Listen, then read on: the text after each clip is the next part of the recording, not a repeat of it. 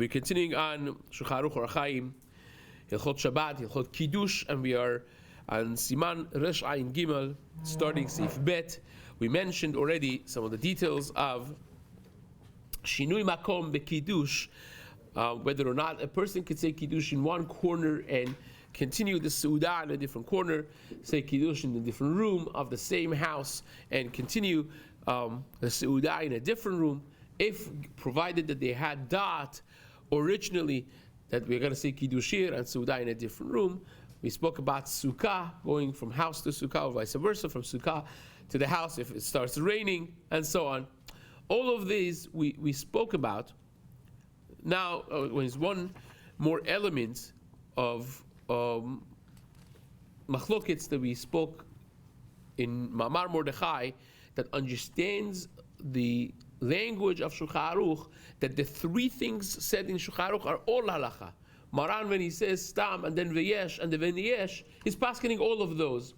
In this scenario, and we gave examples of other places in Shulchan Aruch that you see the same concept. So it says the Mamar Mordechai, when Shulchan Aruch over here is mentioning the concept of Yesh Omrim, that if you see your place from your place of Kiddush, then you could be lenient. Maran is being mekel like that as well. And same is with the second Yesh Omrim, Shem Kiddush b'makom echad, al da'at le'echol, that if you said Kiddush in one place, having in mind that I'm going to a different room in the same house, that also is fine. We spoke about house to house, and Mishna Berura's Pesak that the person should not be reliant on that, and says the Mishna Berura, because of the tremendous shitot of Rishonim or Machmir, a person should be mindful to ask a she'ela at the very least, and not rely on bayit lebayit, even when you had in mind when you're going from one house to another house. Now, because there are several machlokets in this topic, the Kaf HaChaim writes, a person should, in Ot Yud Aleph over here, a person should try their best not to rely on shitot that are shanui b'machloket if you can. In other words, if someone else is saying Kiddush anyways, have in mind to be yotzei. If you could find another person that has not said Kiddush yet, then have in mind to fulfill your mitzvah with them, and this way you get out of all machloket, because you can't say it yourself because of safek brachot, and to not say it, you probably are not yotzeh according to some of the poskim. So the best way would be to listen to somebody else. Now, Seif Bet, we're continuing now on these halachot. Im kidesh bebayit echad al menat leechol sham. You sat somewhere to say Kiddush, and you had in mind to eat Seudah right there. So everything as business as normal, as they say. You wanted to say Kiddush and sit there and eat your Seudah. And what happened is,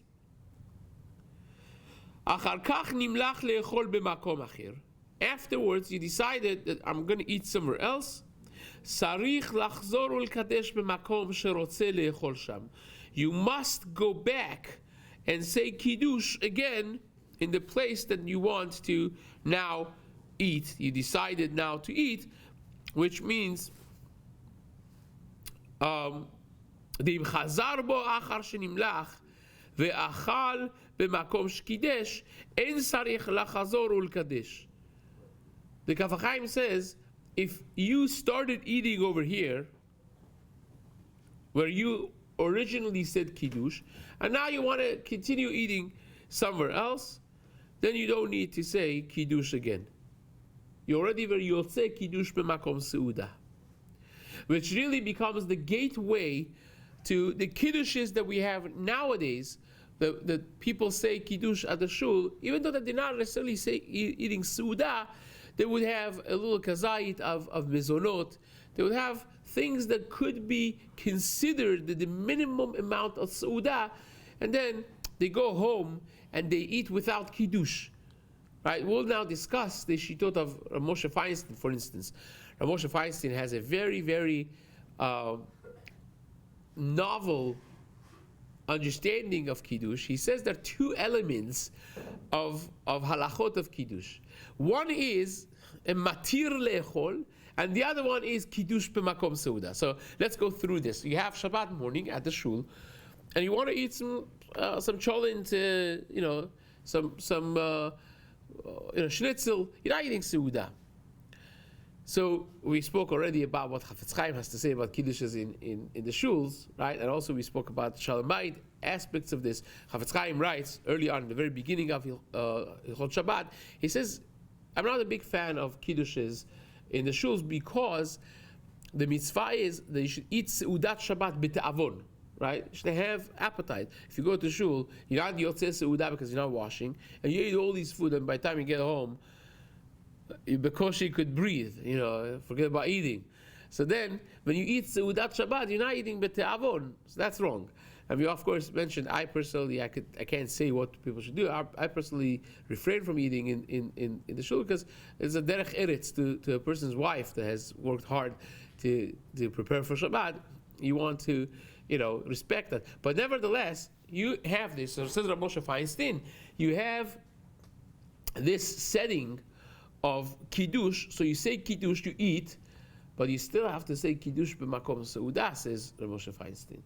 Right? In the place that you actually have your seudah, you should say Kiddush as well. So Rabbi Moshe says Kiddush is a matir for eating. And then you could have Kiddush b'makom seudah. So says Rabbi Moshe, comes out a novel Kiddush lakel, that you can technically say Kiddush for being able to drink or eat, even though that you're not planning to have Kiddush b'makom seudah right now. So I want to have a coffee because I have a headache, or I want to clear my mind, but I'm not eating seudah here, right? Davened early, I want to say Kiddush to have my coffee, and then I go home in 2 hours after my learning. Those who daven nitz, you have this type of. According to Rav Moshe, you don't have to eat uga and mezorot necessarily. You could have Kiddush, matir to say, to have a cup of coffee, and then you go home and say Kiddush another time as a Kiddush b'makom seudah. So that's something to be aware of, and we'll discuss it as we develop the sugya. But nevertheless, the Mishna Berura writes, if you haven't eaten kazayit in the place that you said Kiddush, and now you change your mind, so you weren't, you'll say Kiddush makom seudah. Therefore, when you change your makom, you go somewhere else, you would need to say a brand new Kiddush. Now, Maran writes in Seif Gimel, Im Kiddush velo Sa'ad. You said Kiddush, you didn't eat Seudah. Af Yedei Kiddush Lo Yatza. You haven't fulfilled your chiyuv of Kiddush either. In other words, Kiddush Shelo b'makom Seudah is not Kiddush. You said Kiddush, Hazak u'Baruch, but you're not Yotze Kiddush unless you're eating Seudah there. Right? It's not that, I said Kiddush, now I'm going to say Hamotzi, two different places. Can't do that. You are not Yotze Kiddush. V'sarich lechol b'makom Kiddush. And Ramah writes, you must eat in the place of Kiddush, Lalta, right away. Right away you have to eat b'makom Kiddush. Now, if you said Kiddush and you did eat in the place of Kiddush, and now you're going somewhere else, and unfortunately, chutz min hakavod, you vomited, you threw up everything that you had eaten, right? The whole bread, everything, you emptied your stomach. So now, retroactively, you didn't eat anything because there's nothing in your stomach, right? So, Rav Chaim Pantromoli in Petach HaDvir, is from Turkey, he writes in Seif Qatar Aleph, in Ar Siman, the very beginning, he says that because you're not going to say Birkat Hamazon, right? Because there's nothing in your stomach, nothing to say Birkat Hamazon. What? V'achalta v'savata. What savata? You threw up the whole thing, right? So says Reb Chaim Pantromoli, it's safek if anything has stayed in your stomach or not, right? You don't know if you have kazait left, or maybe you don't. So therefore, he says you have this problem with kiddush as well, because he said kiddush, but it wasn't really b'makom seuda, because your chiyuv of seuda was not met, and the kiddush is contingent on the seuda. So if you perhaps didn't fulfill seuda, you also perhaps didn't fulfill kiddush, right? And therefore, because you already changed your place to a different place, and you can't just eat another kazait of bread, you have to say kiddush again, says the Petach Dvir, but at the same time, right? Because the Shulchan Aruch later on in Seif Hey is going to paskin that for kiddush makom seuda it's sufficient to have a little bit, right? Even a cup of wine is sufficient. So it says the Petach Dvir, you could be yotzeh by saying kiddush b'makom seuda with a cup of wine if you had revi'it from that wine, and that's sufficient, right? You could rely on that, and you could say that hana'at garon is enough. So he says, therefore, you don't have to go back to say it again. The Kaf HaChaim brings this Petach HaDavir is a fantastic halacha, that you could rely on those two elements of kula and don't have to say kiddush once again. Fine. Now, the Ginat Veradim was one of the main poskim, and as the Av B'Din in Egypt, right? And he writes, Aaron Molko, he writes in Orach Chaim, in his Tshuvot, in Klal Gimel, why is it that the Ramah has to say that you have to eat immediately afterwards? Because the Ramah adds, says, say kiddush immediately afterwards. You should say, you should eat seuda. If you want to say that he is concerned that you're going to wait and forget, and then it's going to be shiur ikul, it's going to be a massive hefsek between kiddush and seuda, that's not necessarily going to be the reason. ואף על פי כן אין צריך לקדש שנית, he says, ועל כורכך שלגבי קידוש אין להקפיד בזה, וסיים שלכתחילה מאוד טוב יאכל סעודה מיד.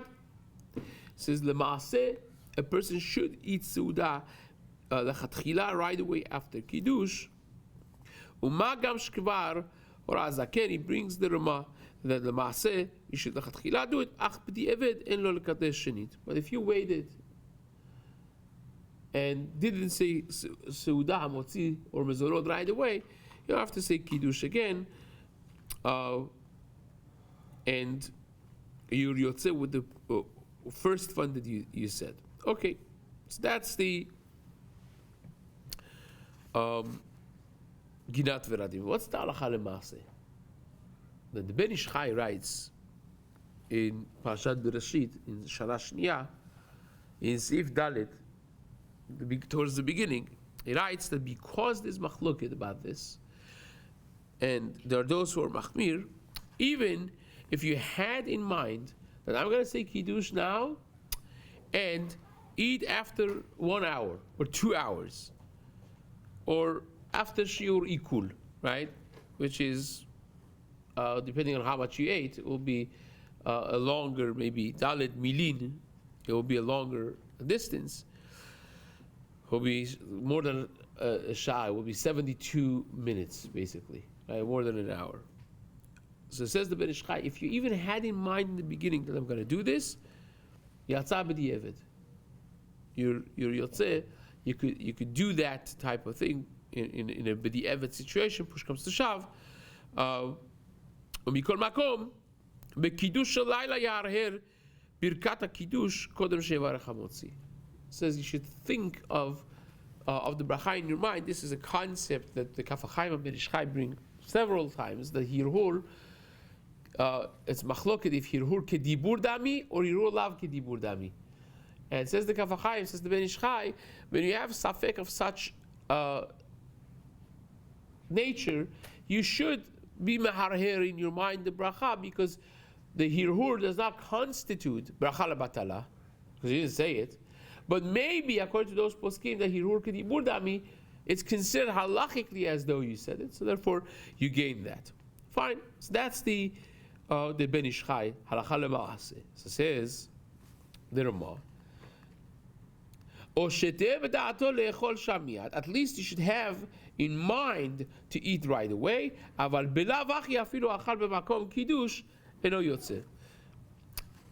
Without this, even if you ate in the makom of your kiddush, you're not yotzeh if you had this problem of kidesh v'lo sa'ad, or you had a time lapse that was too large. And the Ramah ends off saying, if you had in mind that I'm not going to eat right away, I'm going to say kiddush right now, and say the hamotzi much later, but then you changed your mind and you ate right away afterwards. The fact that you had in mind something wrong does not take away from the fact that you actually had seudah right away, and you're going to be good to go. You're going to be yotzeh, no problems with that. So that basically concludes Seif Gimal, and Bezat Hashem will pick this up in Seif Dalet in the days to come. Chazak u'Baruch.